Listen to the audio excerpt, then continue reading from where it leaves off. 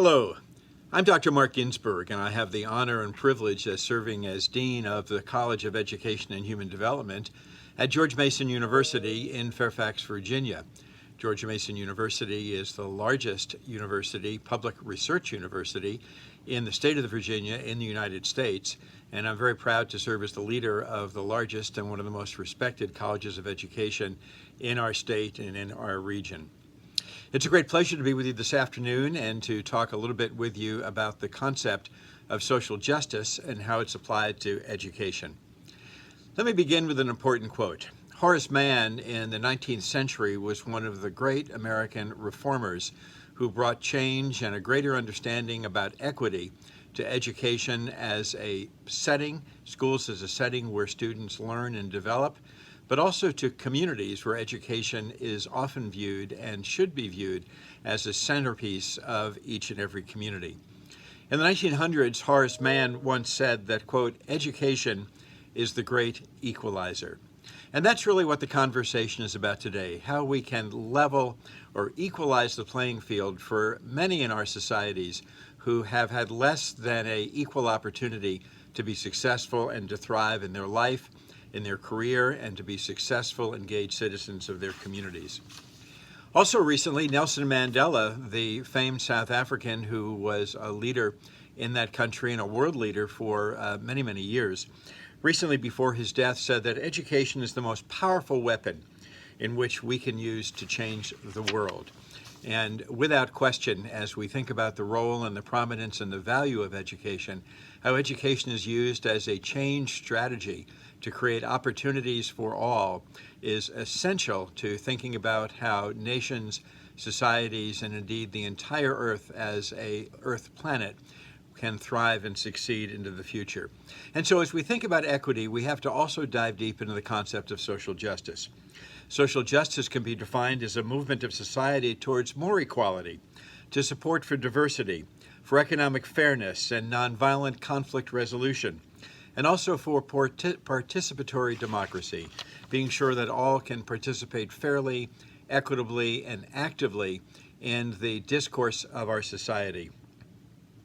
In short, social justice is promoting and protecting human rights, protecting and promoting responsibilities for each and every one of us, with an emphasis on the economic and the social rights of society's most vulnerable groups, as has been suggested by the Human Rights Resource Center here in the United States.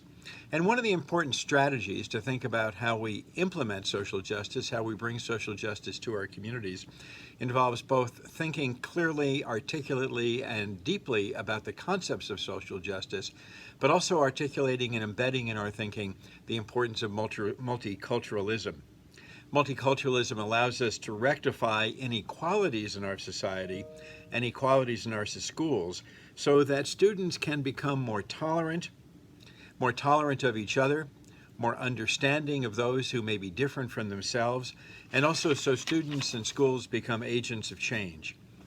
Social justice education involves increasing students' awareness of social inequalities and identifying the roles that individuals and institutions play in maintaining these inequalities in our society, and also by taking meaningful corrective actions so that all in our communities, all of the students in our school, regardless of background, regardless of the way they look or the language they speak or the family they came from or the region in which their family came from, that all have equal opportunity, that we level the playing field so that each and every one of us has the opportunity to succeed and also the opportunity to thrive, that there be equality where once there was inequality.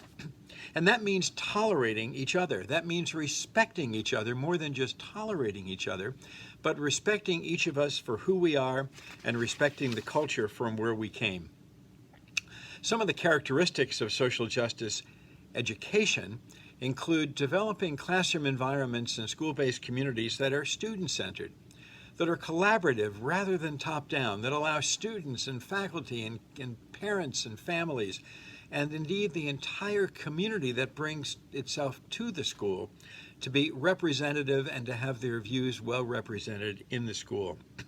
That learning be experiential, that it be not just cognitive in a top-down, direct instruction way, but that it also be deliberatively inquiry-based so that it's collaborative between those who teach with those who learn. That it be analytic, that it be multicultural in respecting and honoring and bringing to our schools those who are different from ourselves, so that we have both firsthand experiences and the opportunity to directly experience the value, the wisdom, and the richness that diversity brings to our schools, to our classrooms, and ultimately to our communities. And that we be active in doing so. You may ask, why social justice? Well, we engage in social justice so that inequality would no longer be the status quo. We engage in social justice so that we can have access to resources that allow there to be greater equality. We engage in social justice so that we can secure for all basic human rights and the safety of all citizens.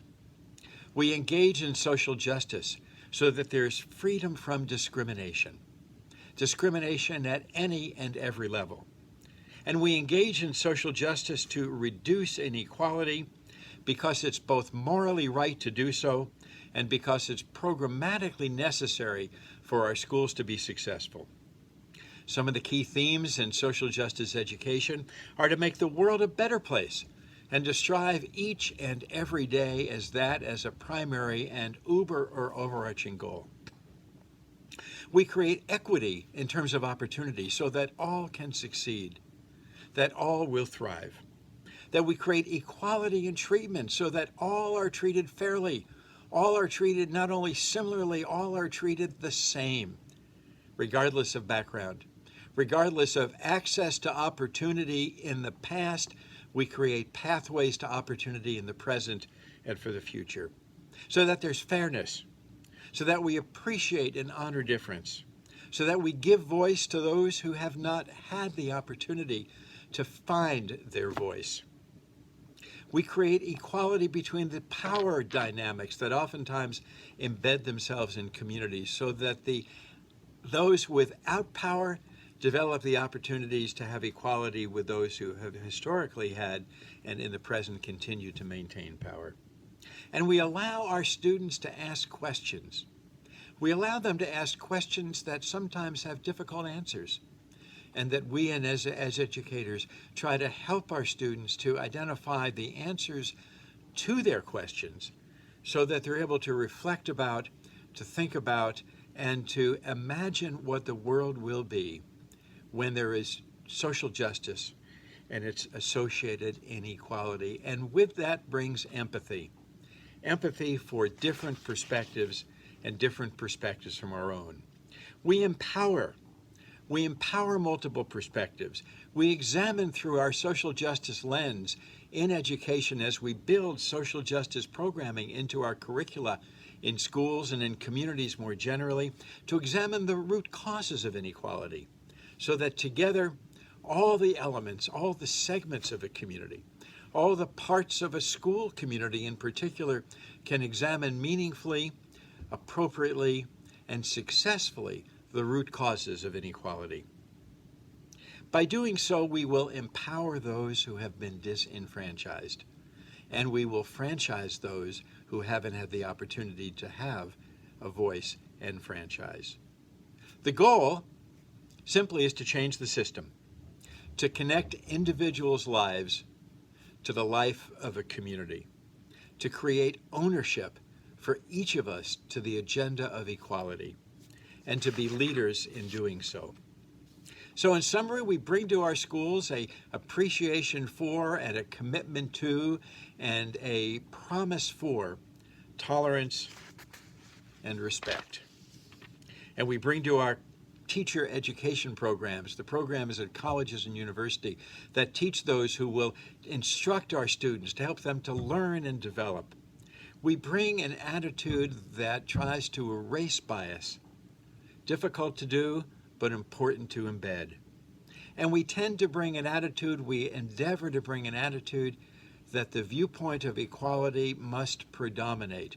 Equal access to all, to high quality, fair, and tolerant institutions of learning in our society. We do this by outreaching to our community, by creating policies and processes and regulations and regularities in our schools and our communities that allow for this. In our classrooms, we welcome all. We welcome all to participate equitably. We welcome all to engage fairly, to understand each other, to respect each other, and to have compassion for each other. And we embed in our thinking that, yes, there are differences, and those differences are real, but the similarities among us, the similarities between us, are much greater than are the differences. We create in our schools curricula and lessons to better understand the historical predecessors of oppression, both externalized and internalized. And we create opportunities to change the game so that oppression no longer is part of our lexicon of behavior.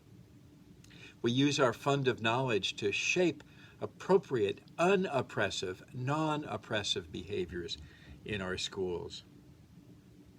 And we engage families actively in this process.